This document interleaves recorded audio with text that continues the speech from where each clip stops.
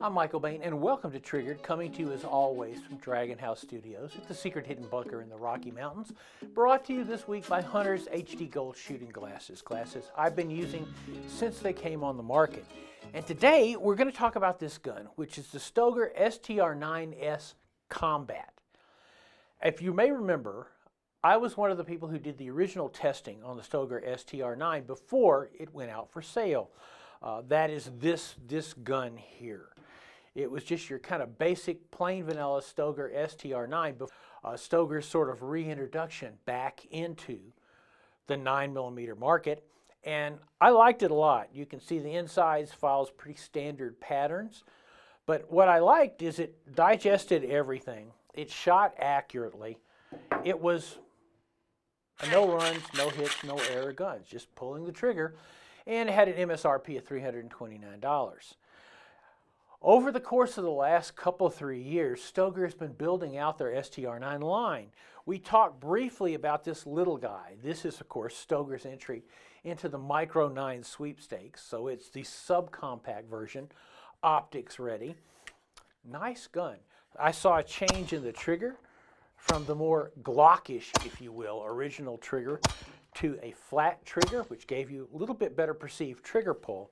Well, with the Combat version, you see that flat trigger, and more importantly, what you see is a trigger that is really excellent. This trigger averaged out on my Lyman trigger pull gauge at 4 3/4 pounds. It is crisp, it resets quickly, it is a very good trigger, and that's an ongoing trend that you've seen with a lot of the striker-fired guns triggers. Essentially, the companies have figured out how to get really good triggers on the striker-fired guns, and it makes a real difference. Some of the different options in this gun, aside from the trigger, you see the front sights, adjustable fiber optic sights, the 3-dot, oh come on, I can take it or leave it, at least it's fiber optic, and the higher front sight. That's because this is also an optic-ready gun. And it is a plate system, much like you're used to with, say, Glock MOS optic. It comes with a cover plate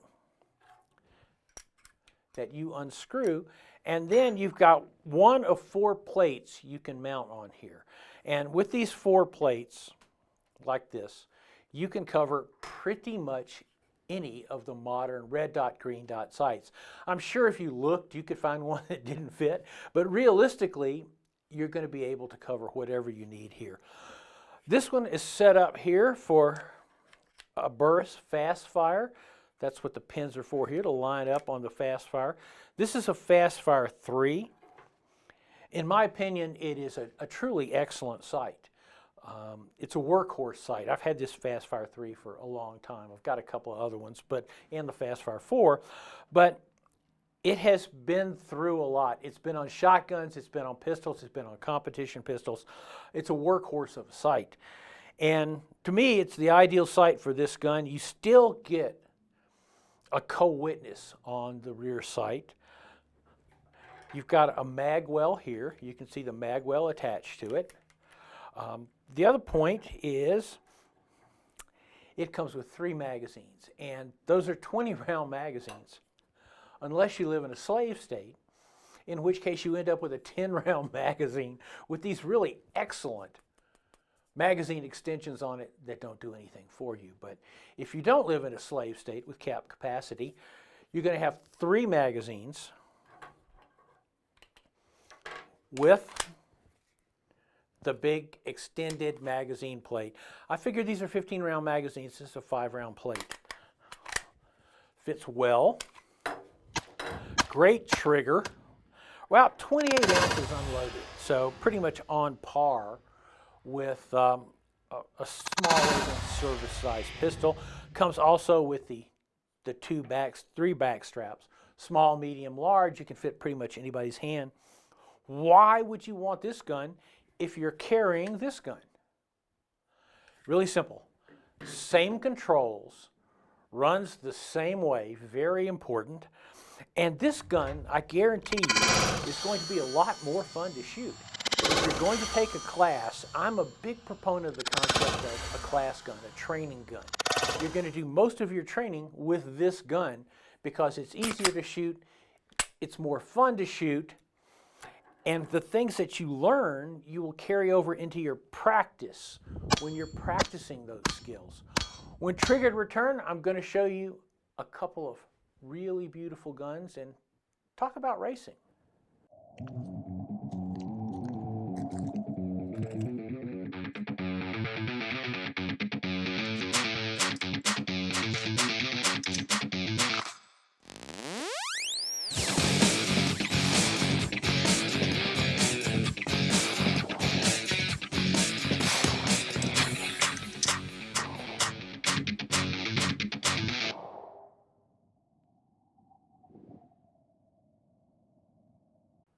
Welcome back to Triggered. And if you shoot Steel Challenge Rimfire, if you shoot Rimfire Challenge, just looking at the guns on the table here is probably going to cause you to break out into a hot sweat.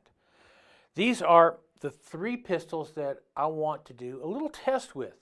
They are race guns. They are 22 race guns. This one is the Volquartsen Mamba X, probably the best 22 racing, if you will, 22 you can buy out of the box, period. This is a tactical solution, 6-inch upper, that has been built on a Volquartsen 2245 frame. This is my competition pistol, my race gun, if you will, that I built up over the years and has thousands and thousands and thousands of rounds through it. This gun, though, is the heartbreaker. You've seen it before, but you haven't seen it with this incredible Cerakote job on it. This is a Tandemkross Kraken frame. All right, Kraken, tomato, whatever. I'm from Tennessee. I'm going to call it a Kraken. It is their Kraken 2245 Mark IV frame, which has all the bells and whistles. It has been, as Tandemkross likes to say, tandemized. Has their trigger, has their extended mag release, has extended safety, a little bit the extended bolt drop. It is an out-of-the-box, perfect race gun. Breathtaking trigger, every bit as good as this one that I spent years on, and the great Mamba X. The top of this one is from a company called MaddMacs Precision Tactical. I like them a lot. They're different. But they build some really fascinating guns, some fascinating top ends. I used this top end in competition on a regular Ruger Mark IV. And I thought, well, I'd really rather have it on a 2245. The great thing about the Mark IV system is it's on a hinge. It's a matter of, like, in this case, removing that bolt. On the case of the regular guns, pushing a button, you can replace, change, take off, clean, whatever. But when I got this upper, it's a 6-inch upper. It's got their super comp on it, and I want to explain just very briefly why do all these guns have compensators on it? 2 reasons. One, if you can even take away the slightest, teeniest bit of muzzle rise that you get with the 22, it works in your advantage when you're shooting plates as fast as you can. And if you're somebody like Colby Pavlok, that is very fast indeed. Second reason is they're noisy, which is a good thing because there's a timer. 2 of the best runs of my life with a pistol on a Steel Challenge course weren't picked up by the timer. I was shooting a gun without a compensator on it. I shot and I thought, that was incredibly good. And he goes, hey, sorry, dude. The range officer said the timer didn't pick it up. Tough break. Okay, this gun, and this is a standard Ruger bolt, by the way, standard from a Ruger Mark IV. This is a Halo charging handle from Tandemkross. You can see on the other guns, they have Volquartsen. These are competition bolts, and very likely this gun will end up with a Volquartsen competition bolt as well. I think they're superior. But when the gun came, it had been Cerakoted a burnt bronze, which unfortunately came out baby turd brown. Thanks to the miracle of Sean McSheehy at the Cylinder and Slide Shop in Nebraska. This is sort of the final version of the gun. Sean looked at it and thought, I'm going to go a deep matte black. So what we have here now is kind of the finished product. It is ready to be evaluated. It's ready to be shot on the plates. And over the next few weeks, you're going to be seeing that. And I'm going to have a lot of fun. This week's Triggered is brought to you by Armscore Rock Island Armory. What's your passion? Taurus USA. Always ready, always bring it. Hunter's HD Gold shooting glasses. They change so you don't have to.